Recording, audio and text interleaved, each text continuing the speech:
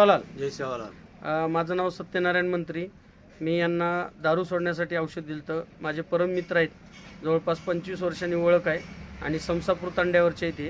यांचं नाव विचारू आणि आपलं दारू सोडायचं औषध दिल्यामुळं किती दिवसानं दारू बंद आहे किंवा दारूचा वास आल्यावर काय होतं आणि त्या दिवशीपासून दारू चक्क बंद झाली आहे का नाही त्यांच्याच तोंडून विचारू. तुमचं नाव सांगा. माझं नाव चंद्रकांत शिवाजी चव्हाण. मी समसापूर तांड्याचा. मला एक सांगा, दारू किती वर्षांनी पित होता तुम्ही?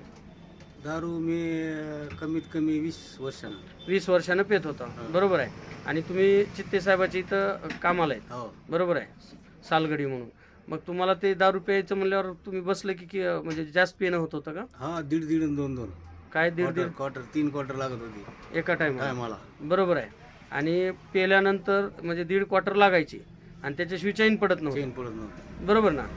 आणि मंत्री साहेबांनी ज्यावेळेस आयुर्वेदिक दिलं आणि सांगितलं त्यावेळेस विश्वास बसला होता का? पण नाही दारू बसलं सुटेल होतं, म्हणून नाही बसलं होतं. ज्यावेळेस आम्ही आजमून बघितलं तेव्हा विश्वास बसला. बरं, आता तुम्हाला दारू सोडायचं औषध देऊन किती दिवस झाले? 8-10 दिवस झाले. 10 10. दिवसात त्याच्याकडे बघू सुद्धा वाटणार. दारूच्या दुकानाकडे डोसकं दुखते. बर, म्हणजे दारूचा वास जमन आहे वास तुम्हाला. जमाना. बरोबर. बरं, पहिलं ज्या वेळेस दारूचं औषध दिलं तुम्हाला म्हणजे शरीरातली घाण बाहेर सगळी निघाली, घाण बाहेर निघाली. बरोबर, म्हणजे कोटा साफ झाला, पोटा साफ झाला. म्हणजे अल्कोहोल जी पेलेलं किंवा गरमी बाहेर पडली. पाडली बाहेर. बरं, आता 10 ते 15 दिवस झाला असेल तुम्हाला. मग आता दारू चालू आहे का प्यायला? नाही, वास सुद्धा नाही. वास सुद्धा नाही. वास सुद्धा खरं सांगालो का खोटं सांगालो? लवड कशाला बोलू, वास सुद्धा नाही. कारण त्याच्याकडे बघू सुद्धा वाटत नाही. म्हणजे वास बी जमत नाही आणि दारूचा विषय पण नाही आणि बघू पण त्या वाटत, दुकानाकडे सुद्धा बघू वाटणं गेले. म्हणजे दारूच्या दुकानाकडून बघू वाटना आणि पहिलं त्याच्याशिवाय करमत नव्हतं. त्याच्याशिवाय करमत नव्हतं. बरं, हे आयुर्वेदिक औषधमुळं तुमचा फायदा झालाय का नुकसान झालं? फायदा झाला, फायदा. बरं, आता दारू सुटली म्हणजे तुमचा खर्च वाचला वाचला, आणि परेशानी पण वाचली. परेशानी वाचली. आता तुमचे मालक पण खुश असतील. सगळे खुश, सगळे खुश आहेत. घरवाले खुश, घरवाले म्हणजे मंडळी सुद्धा खुश झाल्या. वहिनी सुद्धा खुश झाल्या. सगळे खुश. वहिनी काय म्हणल्या? मंत्री साहेबांनी औषध दिलं चांगलं चांगले चांगले म्हणले. मंत्री साहेबांनी औषध दिले, चांगले केले म्हणले.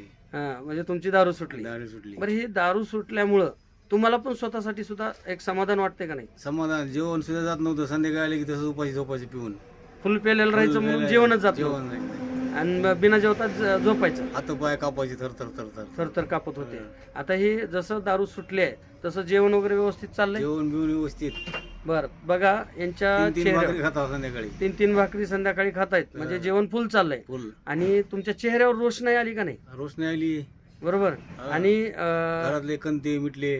घरातले कंटे म्हणजे भांडणं मिटले. म्हणजे दारू प्याले की भांडण होत नवरा बायकोचं. मग आज नवरा बायकोचं भांडण मिटलं. काही नाही, 15 दिवस एक शिवी सुद्धा नाही कुण्या खाला. वा वा वा वा, म्हणजे सुखाचा संसार चालू संसार चालू आणि आनंदात संसार चालू आनंदात संसार चालू आणि कामधंदा पण चालू. हो.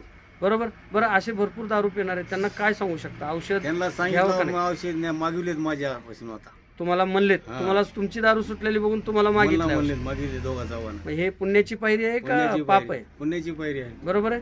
आज हे आयुर्वेदिक औषधामुळे तुमची दारू सुटली, हे तुम्हाला त्याच्यामुळे समाधान वाटतंय का? समाधान. धन्यवाद. नमस्कार. जय सेवालाल.